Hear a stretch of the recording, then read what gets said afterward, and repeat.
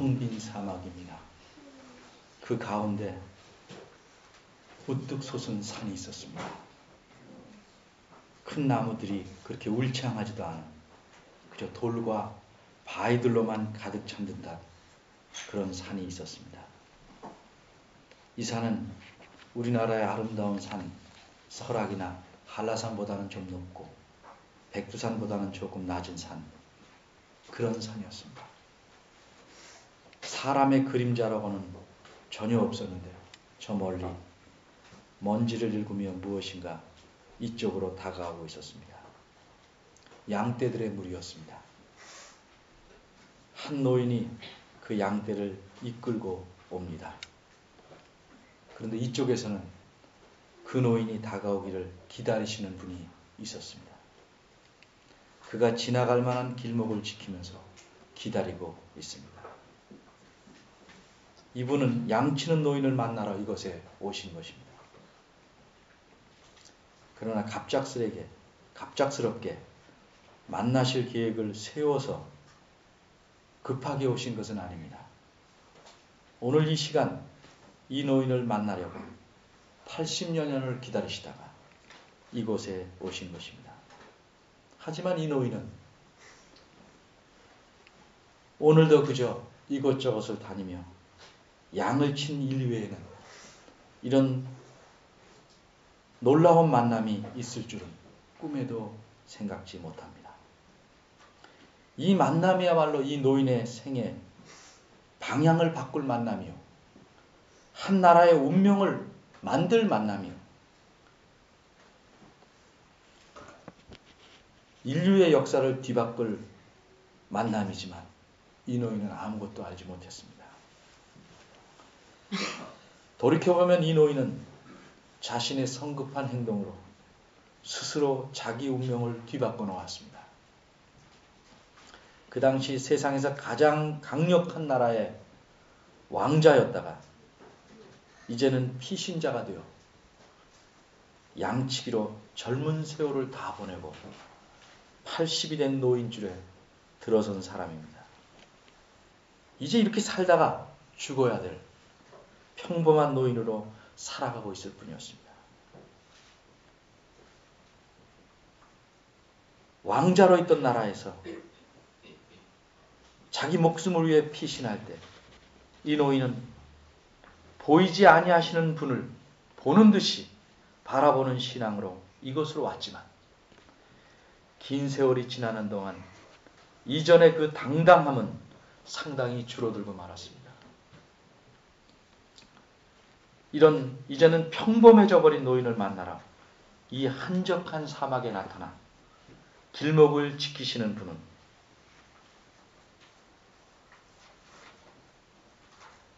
이제 처음 이 노인에 대해서 주목하기 시작하신 것이 아니고 이 노인이 태어났을 때부터 늘상 지켜보고 주목해 오셨습니다. 그래서 이분은 이 노인을 속속들이 잘 알고 계십니다. 그래서 갑작스레 나타나 이 노인을 놀라게 하기보다는 매우 자연스럽게 만날 수 있는 방법을 택하십니다. 사막에는 열에 약해서 낮에 기온이 올라가면 그 이파리에 불이 붙어서 잎사귀가 호로록 타고 나면 불이 꺼져버리는 그런 작은 나무들이 있었습니다. 스네라고 하는 그런 일종의 떨기나무입니다. 이 나무에 불이 붙었다가 잎이 타면 곧 꺼지는 것이 이 노인이 자주 보아온 풍경이었습니다. 그런데 저 눈앞에 보이는 한 떨기나무에서 불이 붙었습니다. 으레 곧 꺼질 것이라고 생각하고 지나갑니다. 그런데 뒤끝을 잡아당기는 듯한 느낌이 듭니다. 그 나무에 붙은 불이 꺼지지 않은 채 그대로 있었습니다. 나뭇잎도 타지 않고 불꽃은 피어오른 채로 그대로 있는 것입니다. 이 노인의 평생에 처음 보는 장면이었습니다. 이 놀라운 광경을 그냥 지나칠 수 없었습니다. 왜 타지 않는지, 알고 싶은 호기심이 이 노인의 마음을 휘어잡습니다. 가던 길을 돌이켜 그 떨기나무로 다가갑니다.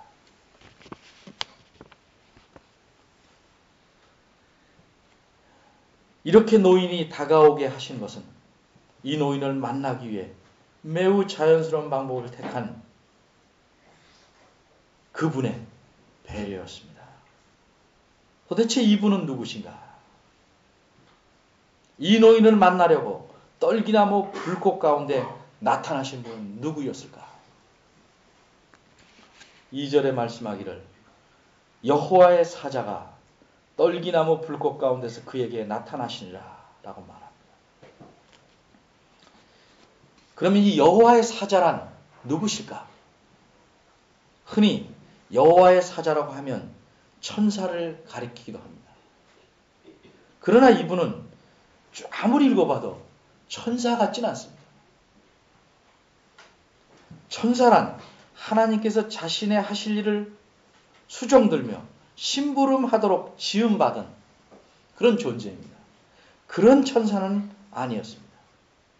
특별히 4절에 보면 여호와께서 그가 보려고 돌이켜오는 것을 보신지라 여호와께서 보셨다 이렇게 말씀하고 있습니다. 천사를 동반하고 여호와 하나님께서 나타나신 것이 아니고 이 여호와의 사자처럼 나타난 분이 곧 여호와 자신이라는 뜻입니다.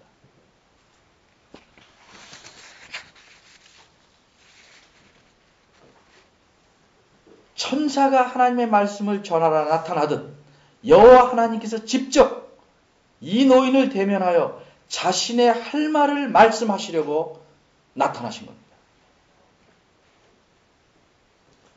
4절 중반에 보면 떨기나무 가운데서 그를 부르신 분, 떨기나무 불꽃 가운데 나타나신 분은 하나님 자신이었습니다. 그분이 다가오는 노인의 이름을 아시고 그를 부르십니다. 모세야, 모세야. 모세는 이 말을 듣고 대답합니다. 제가 여기 있습니다.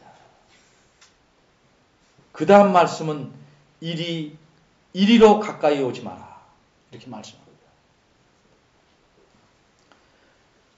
이 노인 모세를 만나러 오셨지만 그가 가까이 다가오는 것은 허용치 않으십니다.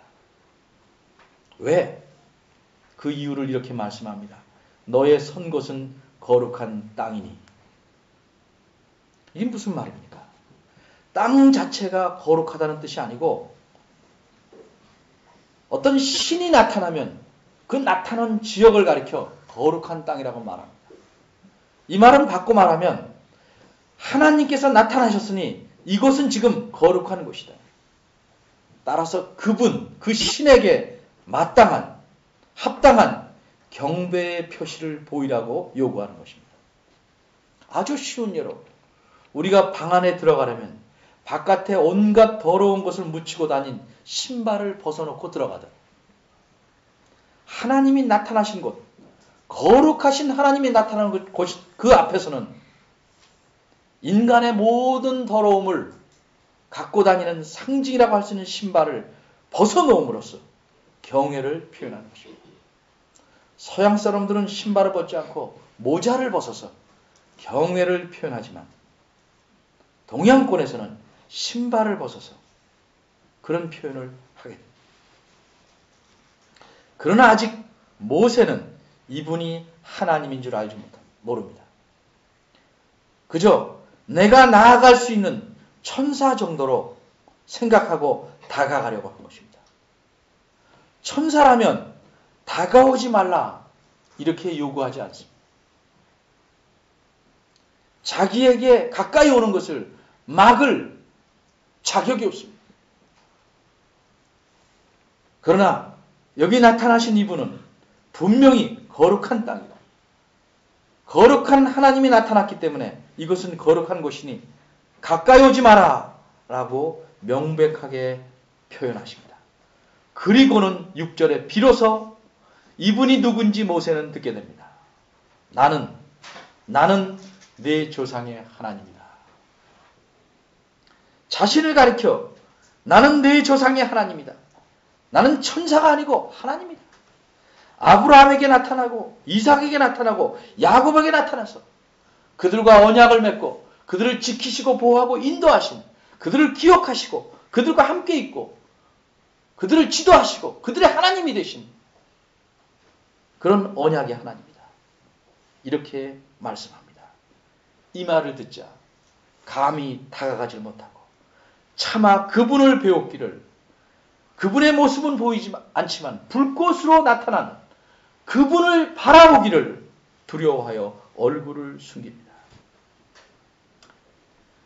보이지 아니하는 하나님을 보는 듯하고 떠났던 모세가, 그 모세 앞에 이제 그분이 불꽃으로, 불꽃 가운데서 나타나신 것입니다. 이로써 모세의 일생에 최초로 하나님과의 만남이 이루어진 것입니다. 그럼 이 여호와의 사자, 이분이 하나님이신데 구체적으로 누구신가? 왜 여호와라 그러지? 여호와라 그러면서 앞에는 여호와의 사자라고 했는가? 누구누구의 사자라고 할 때는 두 가지 의미를 갖습니다. 하나는 본질적으로 천사이기 때문에 사자라는 말을 쓴 경우가 있고, 하나는 기능을 그렇게 하기 때문에 사자라고 쓸 수 있습니다. 여호와께서 보냄을 받은 분, 그래서 학자들은 누구나 생각하기를, 성경을 하나님 말씀으로 인정하는 분들은 다 이분은 예수님께서 이 땅에 오시기 전에 나타나신 성자 하나님으로 인정합니다. 성부 하나님이 보내신 자, 그런 의미에서 여호와의 사자입니다. 근데 이분 자신도 여호와 하나님이십니다. 그래서 이분을 가리켜 성자 하나님이다, 이렇게 표현합니다. 왜 이 성자 하나님께서 나타나셨는가? 물론 전체적으로 보면 모세에게 할 일을 주시려고 나타나셨습니다. 좀 더 근본적으로 파고 들어가면 왜 모세에게 할 일을 주려고 하시는가? 좀 바꿔 말하면 도대체 어떤 관심이 있길래 이분이 오셨는가? 이분의 관심은 무엇인가? 7절에 말씀하십니다. 여호와께서 가라사대 내가 애굽에 있는 내 백성의 고통을, 이 고통은 어려움으로 당한 이 비참함을 정령이 보고 듣고 알았다, 이렇게 말씀합니다. 내 백성의 모든 비참함과 그들을 짓누리는 압제자들이 가하는 고통, 우고, 고뇌, 육체적 아픔, 이런 것을 보고 듣고 알았어. 내가 나타났다, 이렇게 말합니다. 하나님께서 요새식으로 말하면 전화 한 통화로 처리하면 되실 것을 하나님께서 8절에 보면 직접 내려오셨습니다. 내가 내려와서 그들을 애굽인의 손에서 건져내고, 직접 내려오신 이유가 무엇입니까? 이들을 그 고통 가운데서 건져내고, 건져내서 그냥 놔두는 것이 아니고 그들을 그 땅에서 인도하여 아름답고 광대한 땅, 성경에 처음 나오는 표현인 젖과 꿀이 흐르는 땅, 농산물과 모든 자연의 혜택이 가득 찬 그런 낙원과 같은 땅, 곧 가나안 족속들, 여러 족속들이 사는 땅으로 데리고 가려고 합니다. 그들을 건져내서 그들을 가나안 땅, 그래서 거기서 그들과 함께 살려는 그곳으로 데려가기 위해서 내려오셨다라고 말씀합니다. 이 땅에 내려오신 여호와 하나님은 이제 모세를 통해서 그 백성을 건져내시고 그들을 가나안 땅으로 이끌어 가십니다. 그 뒤에 이어지는 일들은 우리들이 성경을 알기 때문에 대강 이해할 수 있습니다. 제가 여기서 관심을 갖는 것은 이렇게 이 땅에 여호와의 사자로 내려오신 성자 하나님께서 그 다음에 어떤 행보를 취하셨는가? 성경이 무엇이라고 말씀하는가? 그분의 그 이후 행적에 대해서 좀 더 초점을 맞춰보려고 합니다.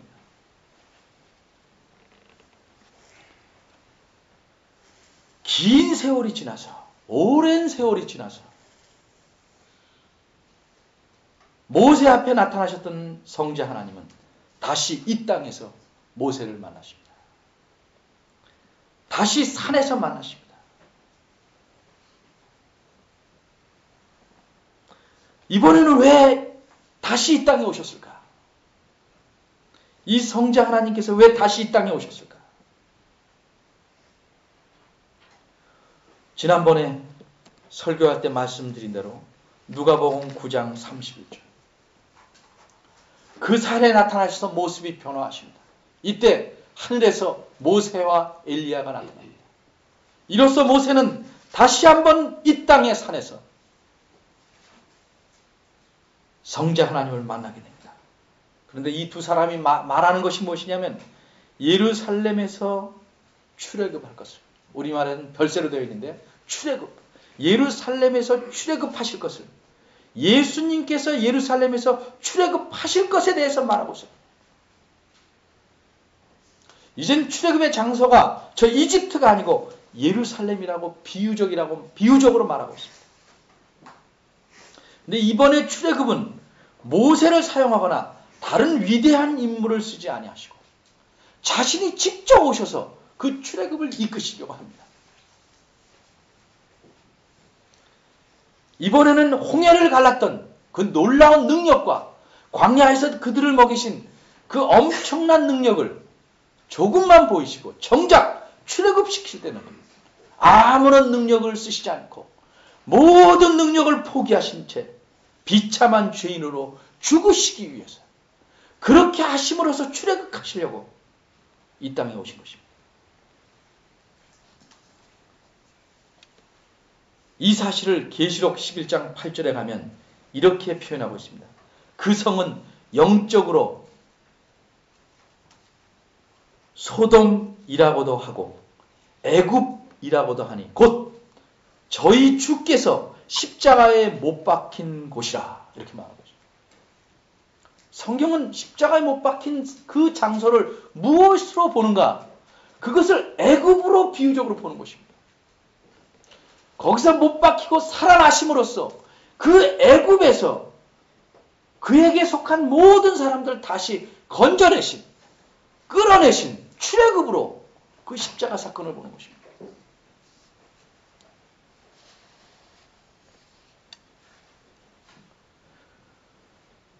구약시대에는 압제받는, 애굽이라는 실제 나라에서 압제받는 그런 모든 삶을 통해서 사람이 죄악 가운데 살 때 당하는 모든 고난이 어떠함을 보여줬습니다.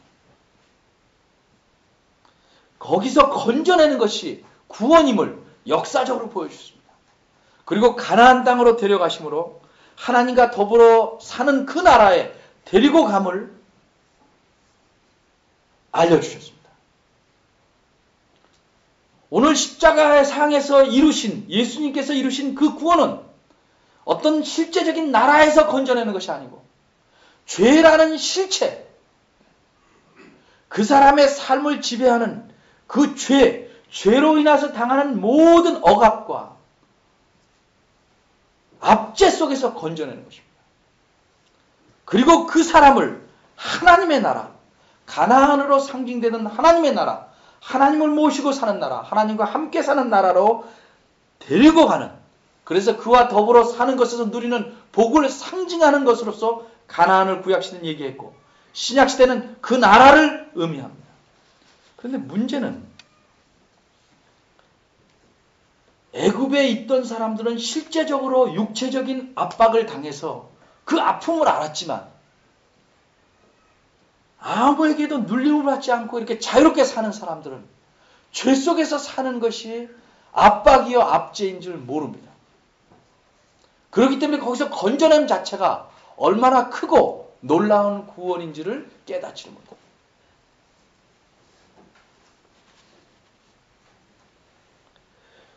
죄의 특성을 알면 우리가 좀 더 이해하는 데 도움이 될 것입니다. 죄라는 건 어떤 성격을 갖고 있는 것인가? 죄라는 것은 중독성을 갖고 있습니다. 그래서 거기에 몰입하고 그 움직임대로 따라가지 않으면 도저히 살 수 있을 것 같지 못합니다. 이게 죄가 갖는 중독성입니다. 근데 이 중독성은 마치 이런 것과 같습니다.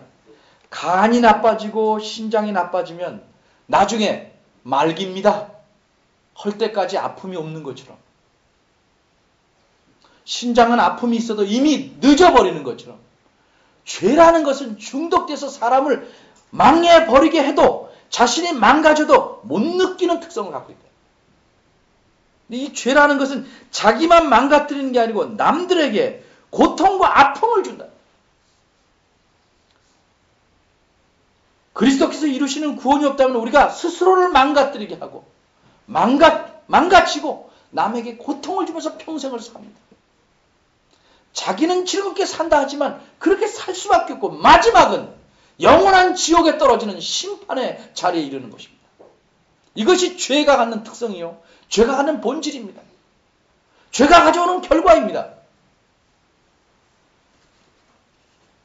죄의 중독 증세로 몇 가지를 제가 설명하겠습니다.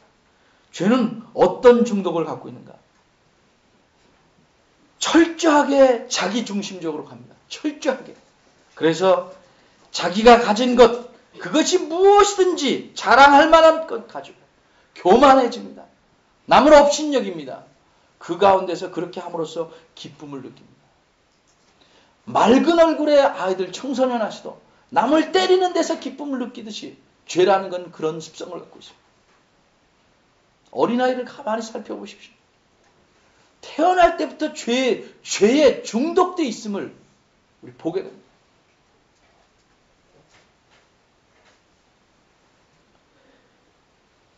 그러니까 이 사람이 이 죄의 영향으로 죄에 중독돼서 이 세상에서 추구하는 게 뭐냐면 물질을 추구합니다. 무엇이든지 그것으로는 다 될 것 같은 대로 돌아갔습니다. 거기서 모든 기쁨을 얻습니다. 도박 못 해봤지만 도박하는 사람의 특성이 그렇다고 합니다. 요거 한 번만 하면 만회할 것 같아서, 요거 한 번만 하면 손 털 것 같아서 계속합니다. 물질이라는 것이 우리를 그렇게 휘어잡습니다. 조금만 더, 한 번만 더, 그래서 한 번인 인생을 끝내는 것입니다. 죄는 우리 안에서 계속 그것을 부추깁니다. 계속 중독된 상태에서 그거를 떼어내면 도저히 못 살 것 같이 삽니다. 물질이 없으면 어떻게 살까? 이게 안 하면 어떻게 살까? 계속 그걸 의존케 합니다. 우리 마음이 그렇게 흘러가는 것이 죄에 중독된 증상입니다.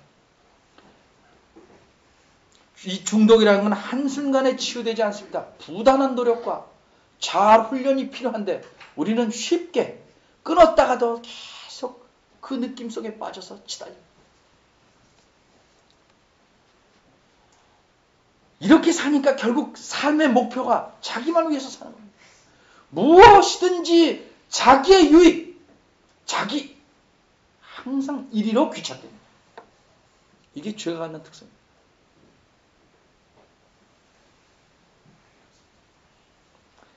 이래서 자기는 망가지고 그것을 자기를 위해서 추구하다 보니까 남이 고통받는 거 개의치 않습니다. 남이 아파하는 거 별로 신경 안 씁니다. 그냥 그렇게 살아갑니다. 자원은 한정된데,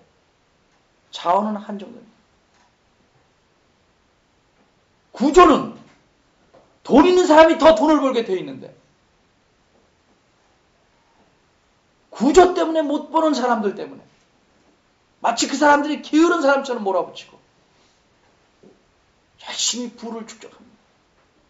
우리나라도 지금 현재 5%의 인구가 95%의 땅을 갖고 있습니다. 나머지 95%가 5%의 땅을 가지고 나눠 살고 있단 말이죠.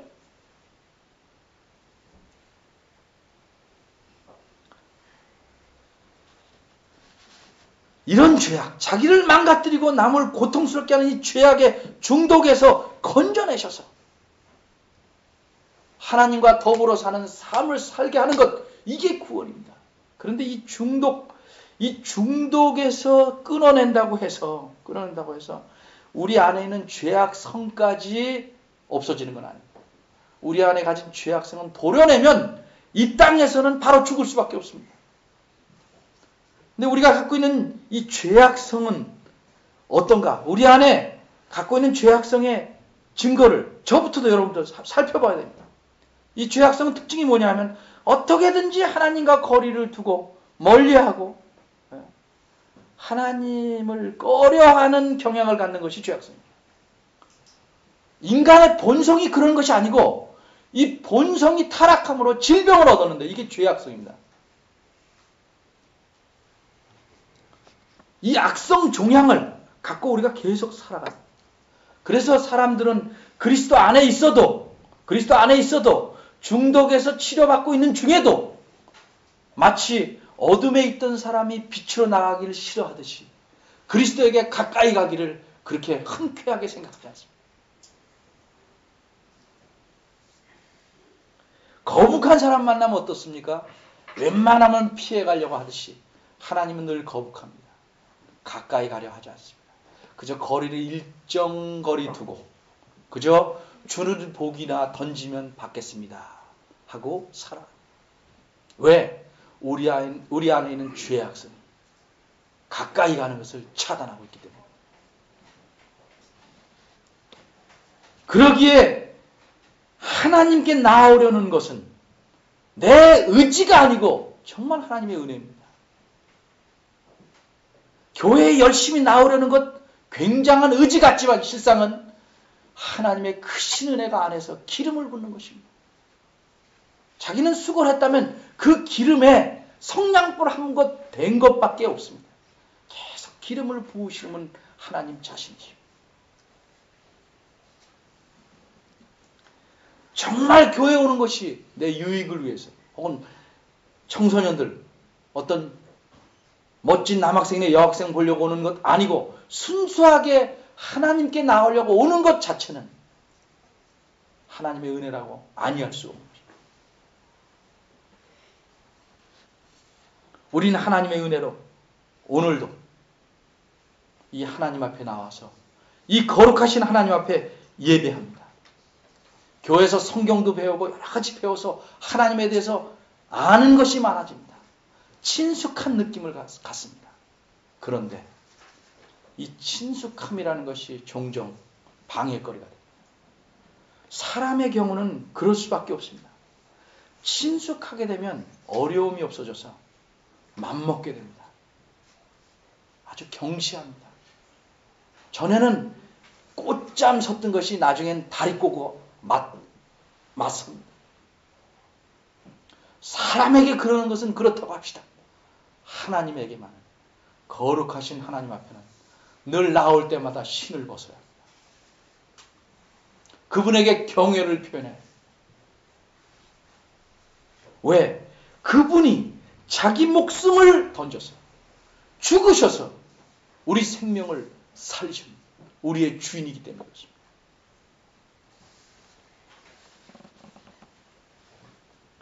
이 땅에 오셔서 나를 위해 대신 죽으시고 멸망받아야 될 나를 망가뜨리는 길로 계속 가서 자기도 망가뜨리고 남도 고통을 줘야 하는 이런 운명을 가진 나를 거기서 건져내셔서 지금도 치료해 가시면서 바르게 살도록 이끄시는 이 하나님 앞에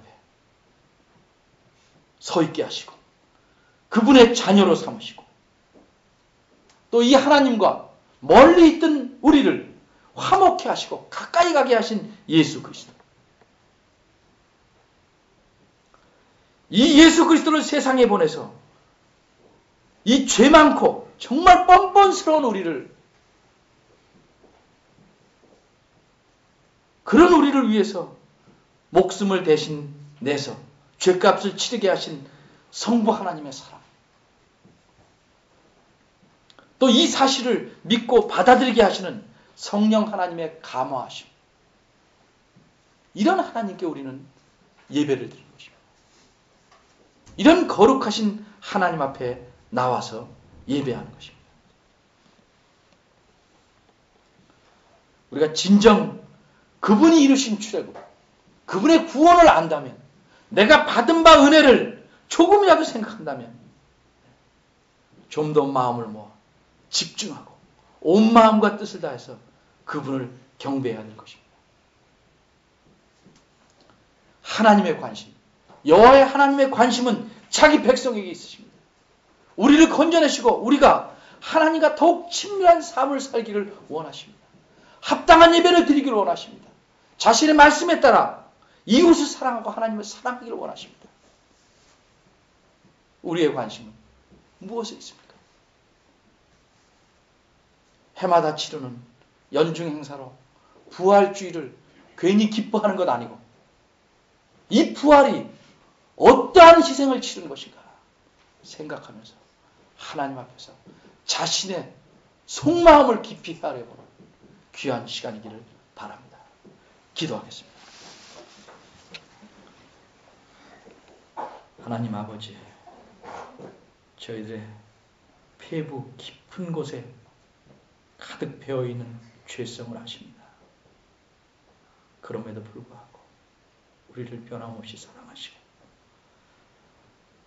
이 자리까지 이르게 하셨나이다. 이 부활의 아침에 우리가 그리스도와 함께 십자가상에서 죽었음을 기억하게 하시고